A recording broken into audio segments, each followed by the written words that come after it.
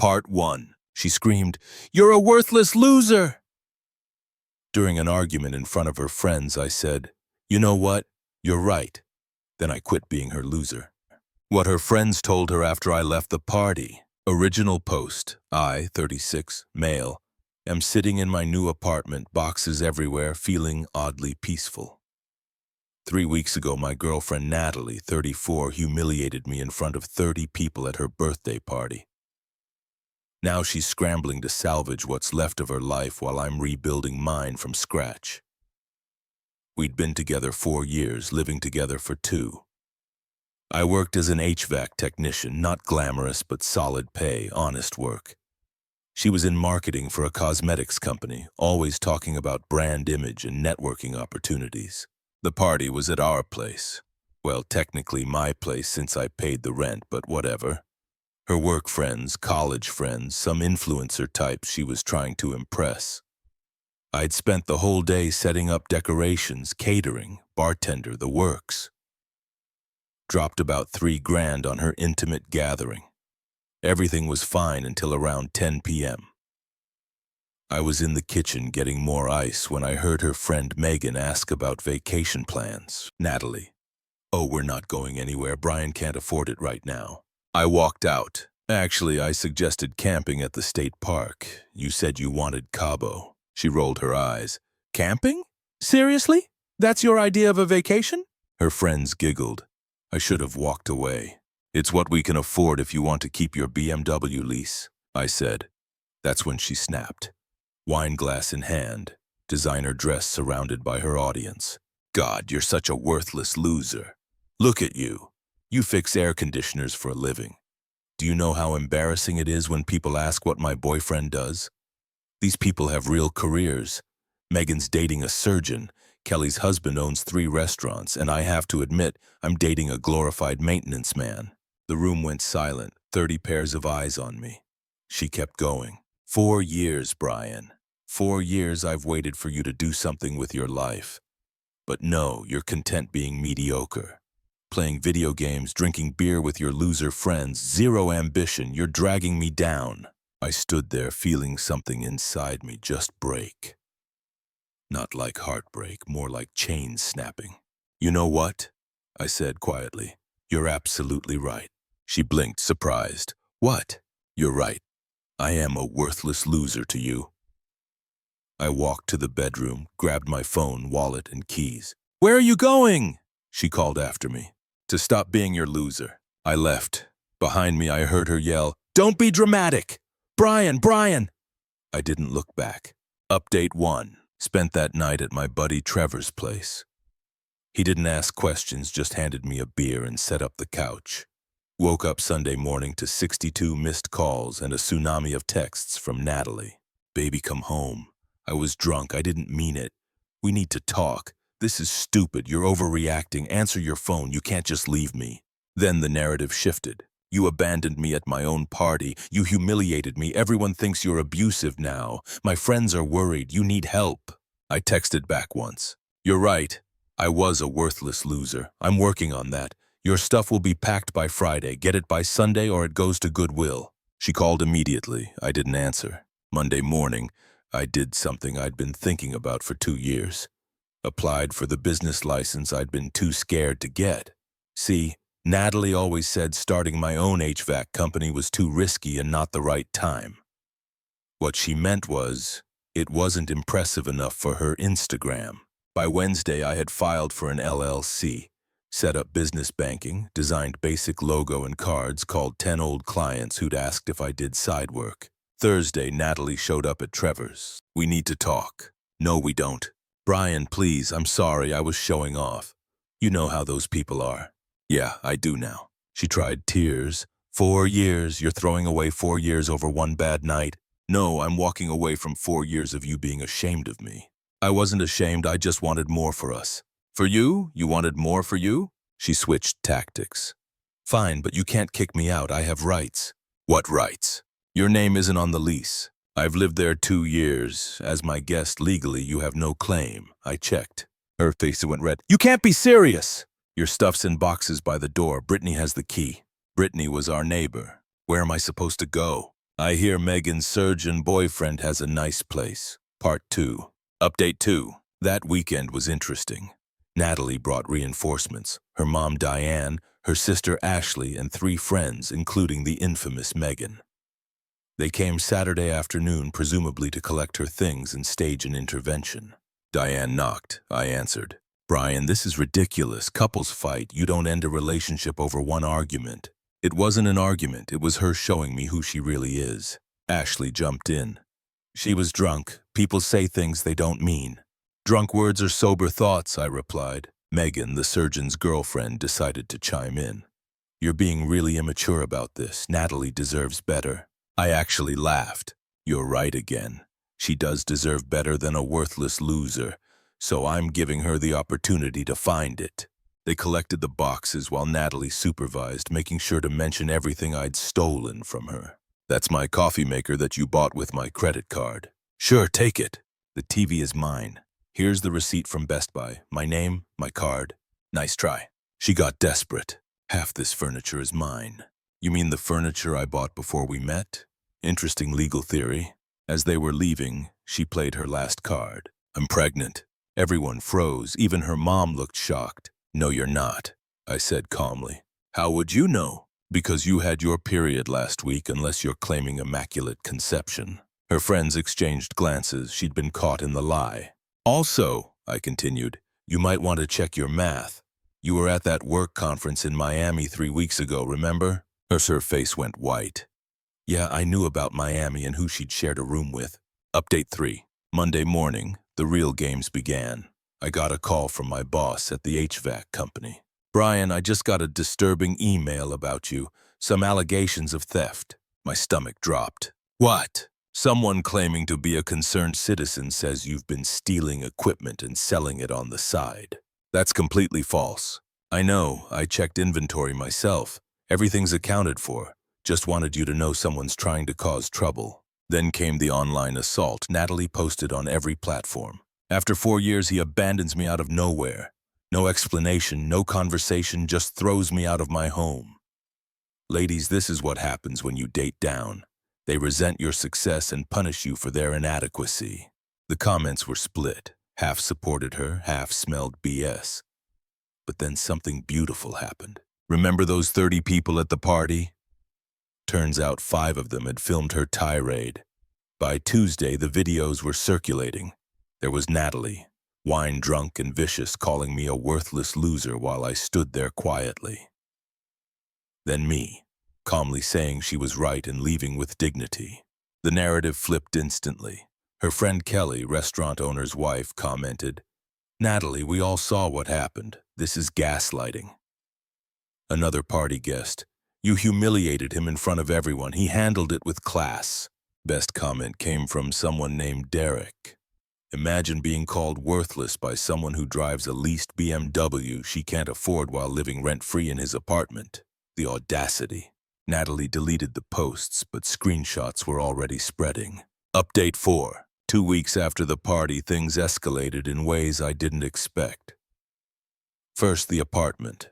Natalie tried to break in Tuesday night. The locks had been changed legally after she vacated, but she tried her old key repeatedly, then started pounding on the door. I know you're in there. This is my home too. I called the cops, showed them the lease, my name only, proof she'd moved out, text admitting she took her stuff and her current address, her mom's. They asked her to leave. She made a scene. They threatened arrest. She left. Wednesday, I get a letter from a lawyer. She's demanding $15,000 for unlawful eviction.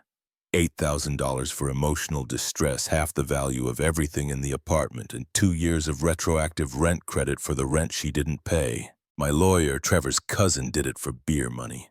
Laughed his ass off. She has literally no case. She was a guest. She paid no rent. She has no claim to anything. This is desperation. He sent back a single-page response. My client declines your demands. Any further contact should be directed through counsel. P.S. We have video evidence of your client's verbal abuse and defamation.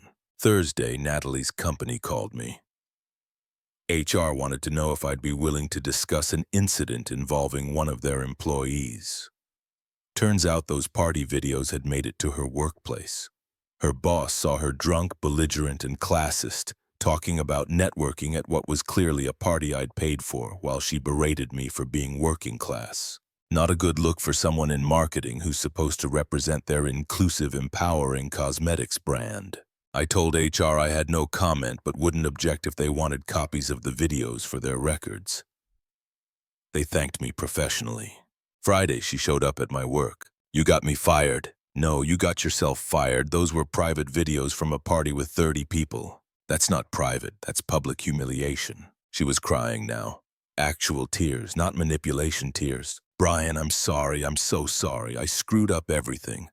I lost my job, my apartment, my car, your car. I can't afford the lease without you." I felt bad for a second, then remembered her words. Worthless loser. Sounds like a you problem. Part 3. Update 5. 3 weeks after the party. My life versus her life. Me. Started my own HVAC business, BT Climate Control. The BT stands for better than, but only Trevor knows that. Already had 4 clients from word of mouth. Kept the apartment. Redecorated without her live, laugh, love garbage. Sleeping better than I had in years. Lost 10 kilos from not eating her toxic fancy dinners. Her. Via the gossip network. Fired from cosmetics company for conduct unbecoming. BMW repossessed. Living with her mom. Trying to become an influencer. Her Instagram has 847 followers, posted a tearful apology video that got roasted in the comments. Then came the plot twist. Her friend Megan, the one dating the surgeon, DM'd me. "Hey Brian, you probably hate me, but I wanted to say something. After you left that night, we all talked. Natalie spent 2 hours trashing you, but the more she talked, the more we realized you were the one keeping her afloat. She admitted you paid for everything while she spent her salary on clothes and trips. We called her out. She got defensive and nasty with us, too. Called me a gold-digging nurse when I'm actually a pediatric resident. Called Kelly's husband's restaurant overpriced trash. She showed her true colors. You dodged a bullet." I replied to "Thanks for letting me know." She responded. "Also, my boyfriend's practice needs a new HVAC system installed. Interested? That job alone would cover 3 months of expenses." Update 6. Last week, 1 month after the party, everything came to a head. Natalie had been spiraling on social media, posted old couple photos with captions like, "Remember when you promised forever?" and "A real man doesn't abandon his family." Family? We didn't have kids, I thought, unless she counted her purse collection. Tuesday, I get a call from an unknown number. "Is this Brian?" "Who's asking?" "This is James from Miami. The conference guy, the one she shared a room with." "I'm listening." "Look, man, I just wanted you to know nothing happened in Miami." "Okay." "No, I mean, she wanted something to happen. She was all over me.